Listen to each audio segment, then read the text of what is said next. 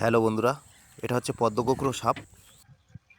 তো আপনাদের সামনে যে ভিডিওটা তুলে ধরবো, আপনারা দেখার চেষ্টা করবেন। আমি আজকে ভয়াবহ দুর্ঘটনার হাত থেকে কিন্তু বেঁচে গেছি। মাঠে ধান কাটতে যাচ্ছিলাম আমি। সত্যি আমাদের এভাবে জীবনযাপন করতে হয়। সব সময় মানে আতঙ্কের মধ্যে আমাদের থাকতে হয় এই সময়টা, শীতের সময়, যেহেতু সাপের উৎপাত খুবই থাকে। যেহেতু মাঠে আমরা ধান কাটতে যাই, ইঁদুর খাওয়ার জন্য সাপ কিন্তু চলে আসে। তো আপনারা দেখুন সেই ভিডিওটা এবং আমার ভিডিওটাকে লাইক, কমেন্ট, শেয়ার করবেন।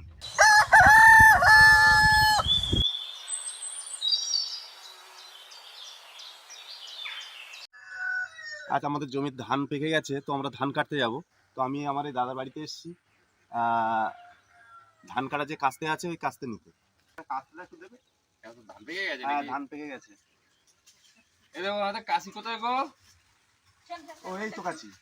ও এই তো নে, থ্যাংক ইউ। তো আমি যাই হোক গাইস, আমি ধান কাটতে যাচ্ছি জমিতে। তো চলো দেখা যাক আমরা ধান কাটবো। সামনে একটু ধানটা দেখে দাও।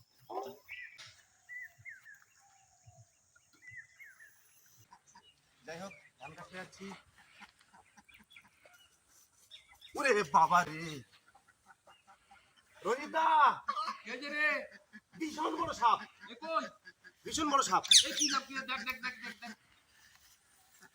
ওরে বাবা, কি সাপ, দেখ দেখ দেখ। তাড়াতাড়ি আসো, তাড়াতাড়ি আসো বন্ধুরা, বিভৎস বড় সাপ। কি বাবা, এই তো বড় পদ্মগুলো বড় সাপ বন্ধুরা, ভীষণ বড় সাপ বন্ধুরা।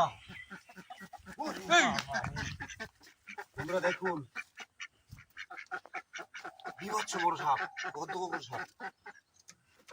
দেখুন, দেখেছিস? দেখ,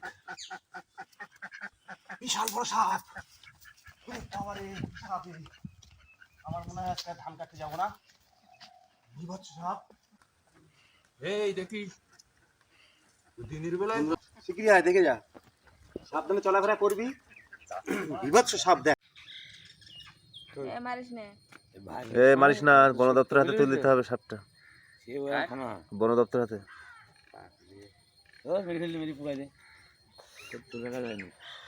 তোমরাও সাবধানে চলবে যারা ধান কাটতে যাচ্ছ।